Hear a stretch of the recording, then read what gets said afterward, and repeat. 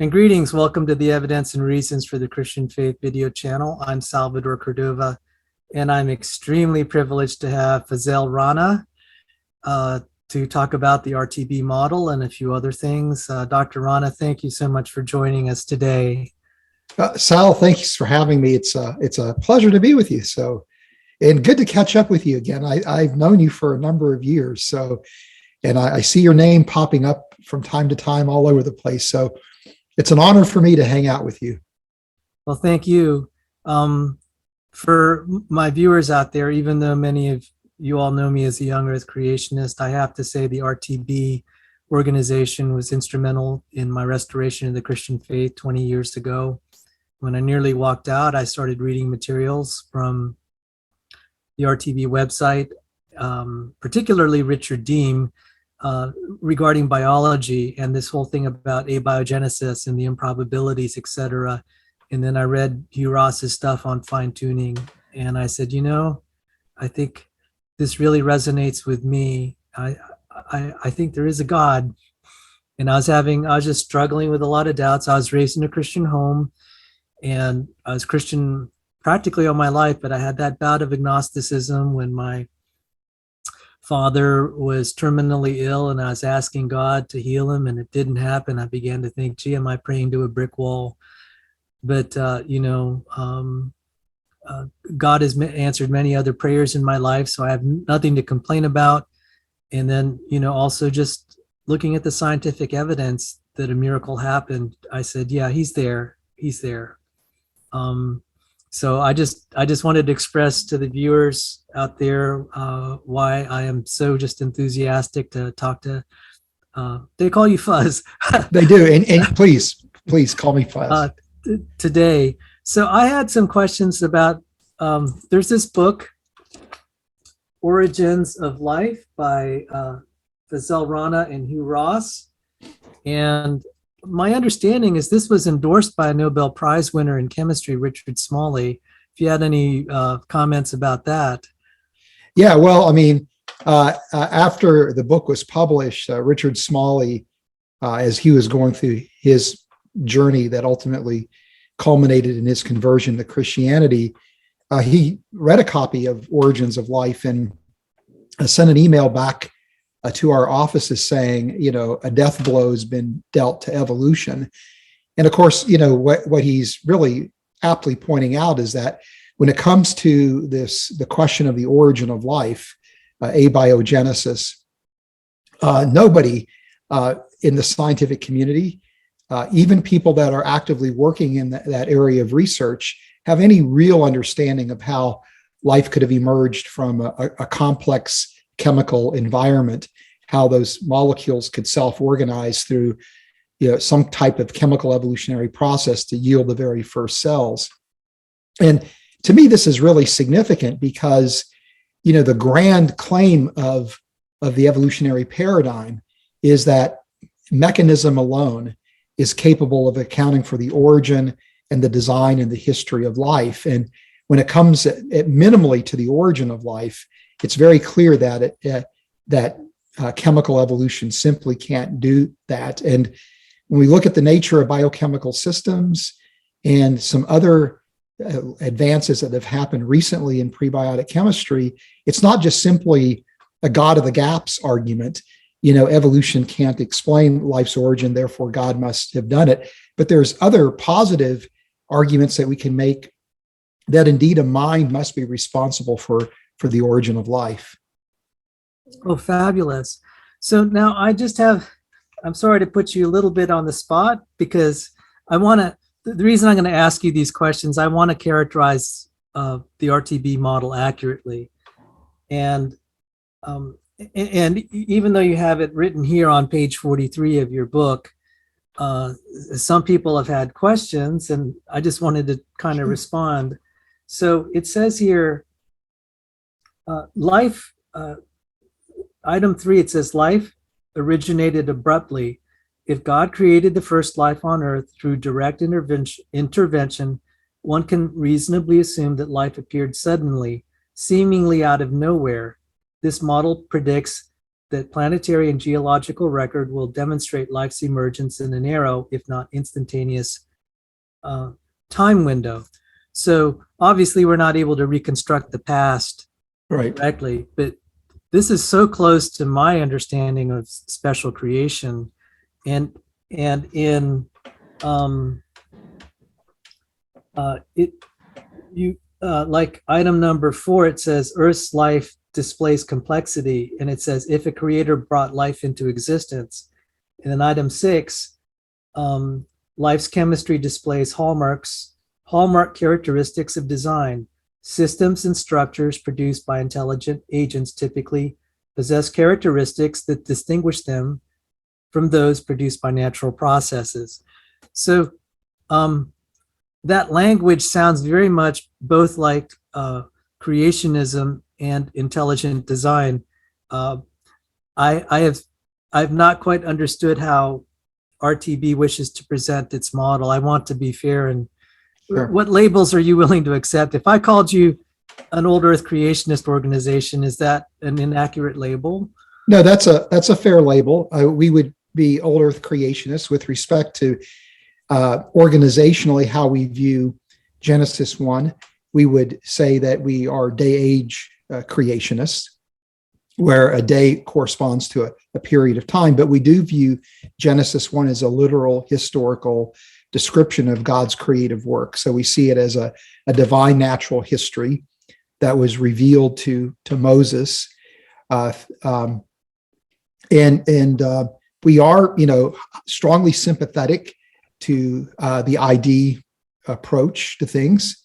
I don't know that we would formally hold the moniker of ID proponents, but there's a lot of overlap in how we think about the evidence for a creator in biology and how the ID community does.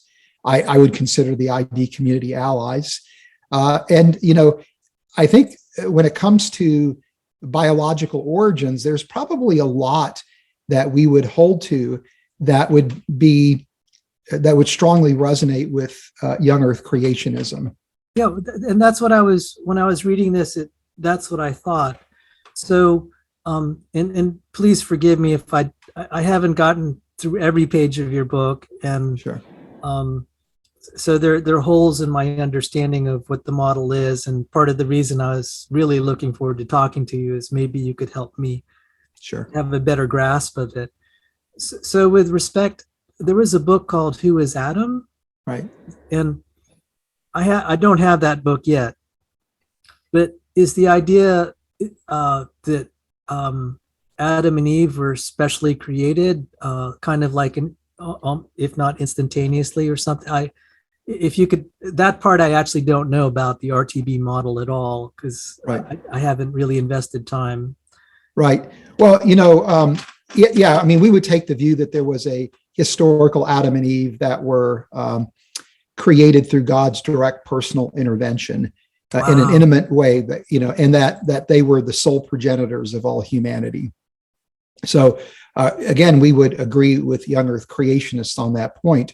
With regard to human origins, where there would be points of departure, is number one, we think humanity has been around for 100 to 150,000 years, based on what the scientific evidence indicates. And then the second point of departure would be regarding Neanderthals, where we would say Neanderthals would be creatures that God created, but they lacked the image of God. We would see them as non-image bearers, though they would have some measure of intelligence and emotional capacity. So those would be probably the two biggest differences between our view and a young Earth creationist view typically when it comes to the question of human origins. But I think we both would agree that God is stepping in, intervening, and creating human beings directly, and that that human beings bear the image of God, that we're the crown of creation, that we are fundamentally distinct from all other creatures. And so those would be strong points of agreement. Remarkably, when it comes to the hominin fossil record, we would largely see it, again, in similar terms, not identical terms, but we would see that these different hominins were creatures that God created, that were distinct from humans that, existed for a period of time, I would say, and then disappeared. This idea in more broadly and more in terms of biological history, we take the view that God would have created the organisms with innovative designs that then would have the freedom to undergo evolutionary changes, basically microevolutionary type changes, speciation. I would feel comfortable with evolution at the level of a genus or a family, and so, this concept of created kinds that young Earth creationists discuss, I'm sympathetic to that concept, and that would be similar to the way I would see the history of life on Earth. So there's a lot of points of overlap, and I think people don't fully appreciate that many times. Well, this is heartening for me personally to hear. So then you really don't lean toward universal common ancestry at all. No. Wow. You see, and that was kind of my viewpoint. And I have felt sometimes that the RTB viewpoint has not been characterized fairly by young Earth creationists. And that's also part of, I really wanted to come to your defense today, in other words, and I'm glad to hear that. So one thing there are a few highlights of the book. Obviously I can't go through all of them, and I did learn a lot reading some portions that I just, I was like, that was really interesting science. So I did like the whole thing about minimal complexity, and that abiogenesis keeps arguing it can happen in steps. And I think the case since the time you wrote the book for an absolute minimal complexity has gotten stronger. The more that I've studied it, I'm just like, yeah, doing this gradually just does not seem feasible. If you have any comments about that, I mean, to me, I think that's something that is, utterly remarkable. Is what is, again, the basic requirements for living systems, and in large measure, we can thank the work of people like Craig Venter, who is trying to create, artificial cells in a laboratory. And his approach is to try to strip away all non-essential biochemical systems, where you kind of have this core set of systems that are non-negotiable for a life form to exist. And so through his work, and then people that have adopted similar types of approaches, kind of a top-down approach to try to identify the minimal cell,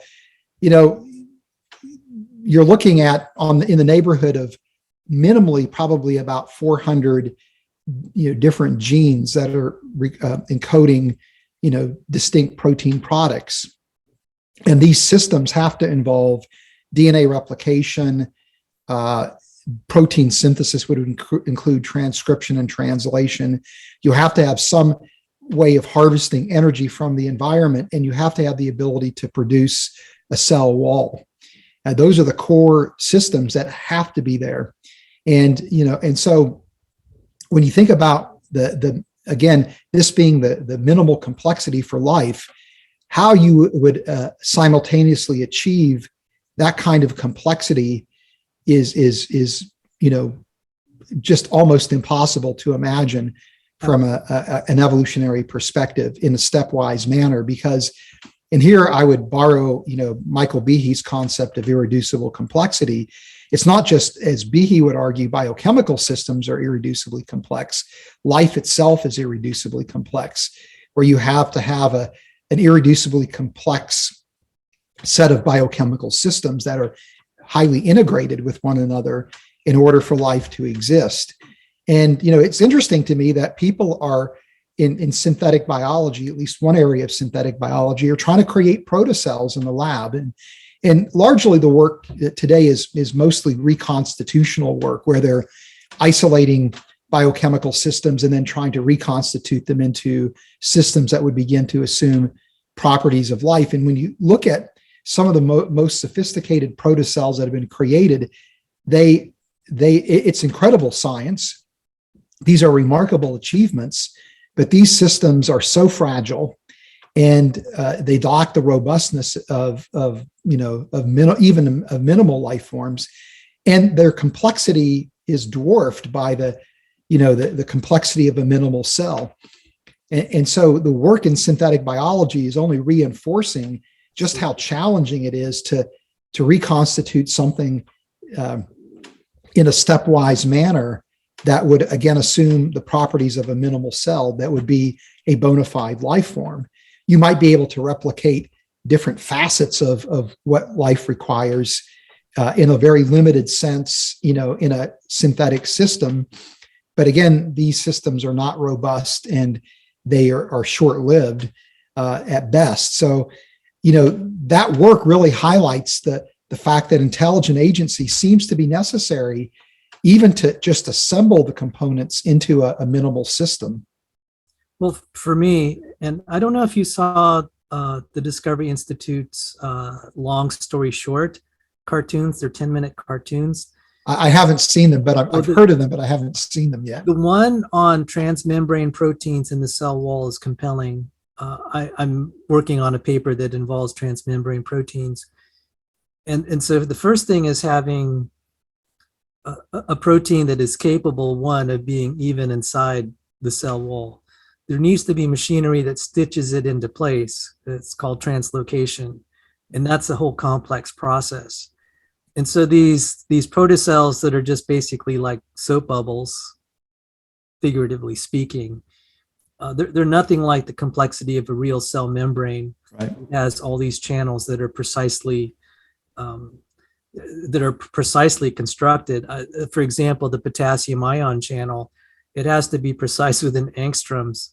And I've asked biochemists, I said, okay, if you didn't have a blueprint from God, namely the cell, could you build a potassium ions channel from scratch? If I just gave you the requirements that it has to be in the cell wall, and you're going to pass a potassium ion through there. Do you know any biochemist that has the capability of figuring this out just from scratch, from first principles, where all he has is to be able to spell the protein out? It's only like 1,000 letters, and I've asked biochemists. They said, no way, we couldn't take our best guys and do it. We have to imitate what the models that already exist. It's just so difficult. And I could say that for a lot of proteins. The one that I have worked on is the topoisomerase with Dr. Joe DeWeese. And my jaw continues to drop. So especially these proteins that are multimeric, where they're not just, they're either multiple copies of one polypeptide or several polypeptides put together. And just like, do you know how difficult it is to get all these things to kind of connect to form a working complex? Because I've been examining the probability of forming these proteins. So people will say, well, we found a little enzymatic activity in a random polypeptide. But I said, well, that doesn't imply you're going to build anything like an ATP synthase. That kind of enzyme, you can't extrapolate that little random peptide into the functioning ATP synthase enzyme. It's just ridiculous, but that's what's advertised sometimes, because I guess that's all they can do. Right. Well, and like with ATP synthase, that's a universal protein complex that is involved in, producing ATP. And because of its universal distribution, it means from an evolutionary perspective, the last common ancestor would have had to have possessed that protein. And so you're looking at something of that complexity emerging very early on, in evolutionary history, if that's the approach you're taking, which, is mind-boggling to me. But so the next thing I wanted to talk about, I've been arguing with abiogenesis proponents, and they keep saying the RNA world. And I was impressed. Oh, by the way, before I go to the RNA world, I did want to compliment you on citing Harold Morowitz, where he said the odds of reconstituting an E. coli is 10 to some bazillion number. And it's like, wow. It's been a while since I've seen that name and also that calculation. He was a professor at my undergrad alma mater, George Mason University. I didn't have the privilege of taking a class with him. although I do have a funny anecdote. You also mentioned in your book Hubert Yaki. I mentioned at that meeting where Harold Morowitz was in the audience, I mentioned Hubert Yaki's name favorably. He just stormed out of the room. And I was like, why did he do that? And I realized Hubert Yaki called him like a tar baby. And I was just like, that was kind of mean. I only found out later. But I really like that passage in your book about minimal complexity. And you cited Harold Morowitz's work. So some of the statistics you come up with have been in the secular literature. And Harold Morowitz thought it could be built up gradually. So your minimal complexity argument was very powerful. It kind of negated the idea that we could build the complexity up gradually. Well, and again, just to kind of reiterate a point that I made is it's not only just simply the statistical analysis, which again is very important, but I think this is where the work in synthetic biology becomes so important, because it's giving us an empirical, it's providing empirical evidence that corroborates the statistical assessment of what would be required to, for something like that to emerge. So if you have a few words on the RNA world, there was a chapter on it, and I just keep arguing with these guys. You pointed out that some of the nucleotides might have half-lives of 19 days and even 38 years or whatever. That's really not a long time. So to be invoking that the evolutionary process is gradual and it kind of accumulates all these quote unquote beneficial changes along the way, and it's going to build up complexity. I thought those half-lives are a pretty good refutation of the RNA type world, or whatever we would call it. Yeah, well, and those short half-lives are, if I'm remembering correctly, or in the context of a hydrothermal environment, but you still are not going to have half-lives that are much longer than that. Cytosine is notorious for having, again, a very short half-life. And so, even if you're under more mild conditions, you still don't have, this durability to some of the nucleobases and some of the RNA components, particularly sugars. The Yes. Sugars are not going to hang around very long. They're going to be, highly reactive. The aldehyde in the ketone functional group is a highly reactive functional group that's going to, undergo oxidation very quickly. So even if you could generate sugars on the early Earth environment, the reaction mechanisms for generating the sugars creates, this a hugely complex ensemble of sugars, and their half-life isn't going to be very long. And you tend to get, with these reaction pathways, you tend to get a preponderance of the 3-carbon sugars, and as you start adding carbons, the level within the complex mixture of the 4, 5, 6, 7, 8 carbon sugars begins to plummet very quickly. So I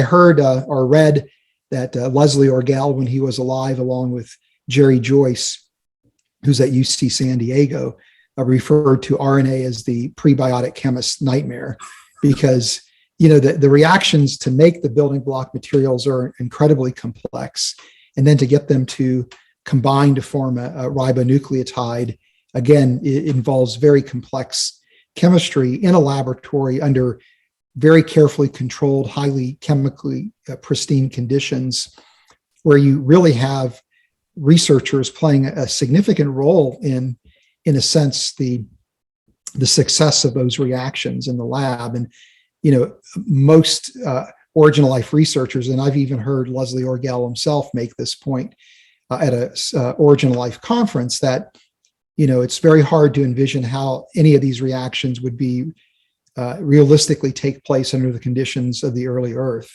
That what we do in the laboratory is of questionable relevance to what would be possible on the early Earth. Well, thank you for that. Unfortunately, Zoom is telling me I'm running out of time. We have about 7 minutes left. That was very powerful what you just said, that it's of questionable relevance. So in the remaining time, if you have something of encouragement to share with my viewers, or many of them are college students in the sciences, they're Christians.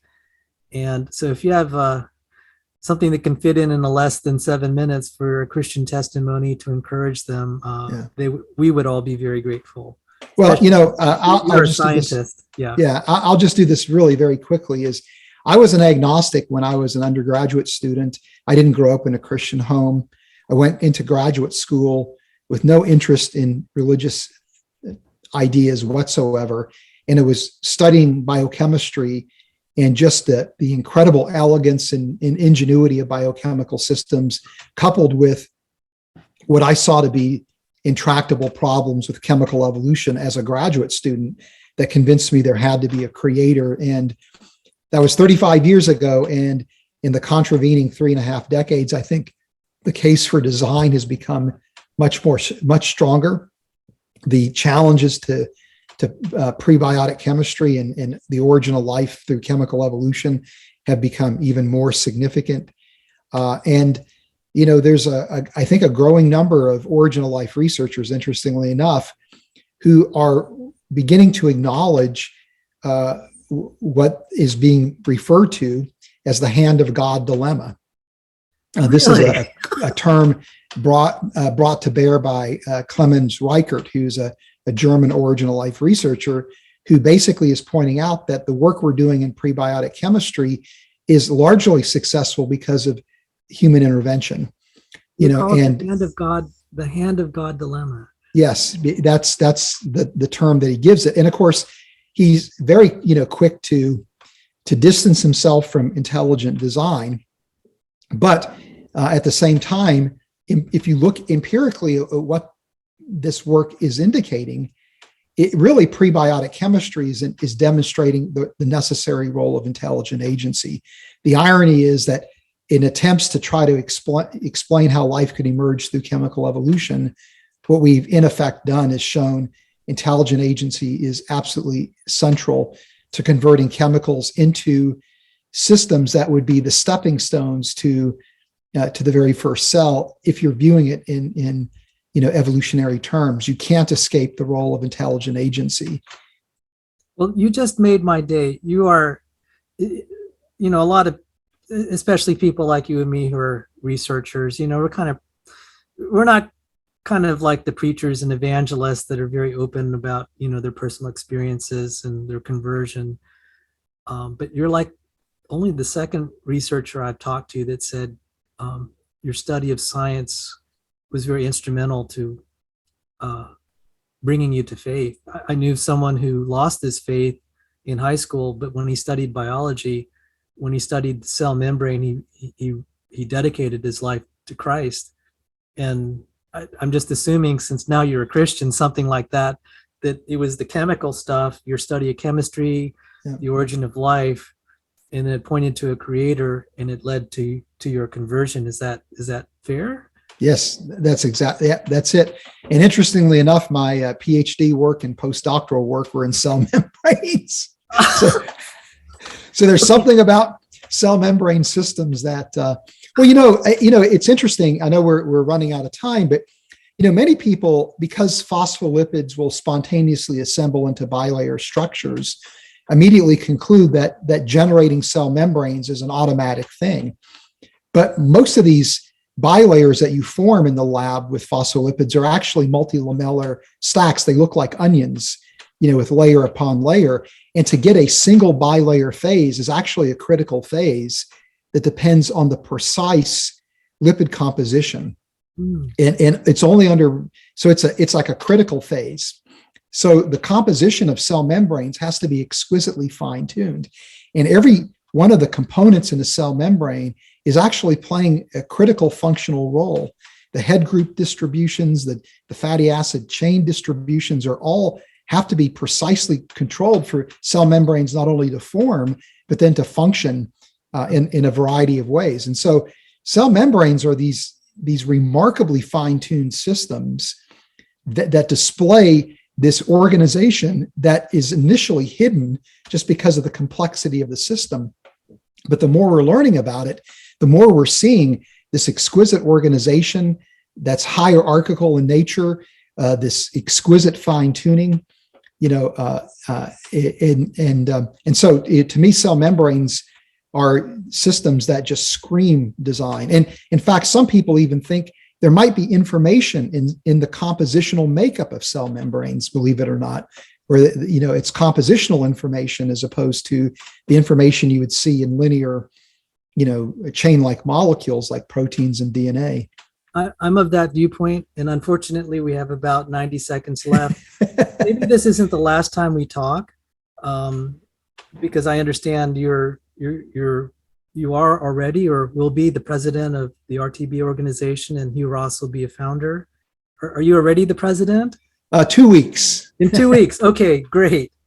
So congratulations on that, and congratulations to Dr. Ross now for such a long, illustrious career and his service to the Christian community. So this interview made my day, and thank you. It motivates me now to continue to teach science. So, boy, I could talk to you all day, and perhaps we'll meet again. And yeah, this was just a great discussion. So I told Dr. Rana that I like short interviews because there's less things that can go wrong. So with that, guys, I'm sorry I have to say goodbye. Dr. Rana, God bless you, sir. Thank you. God bless you too, Sal. Take care.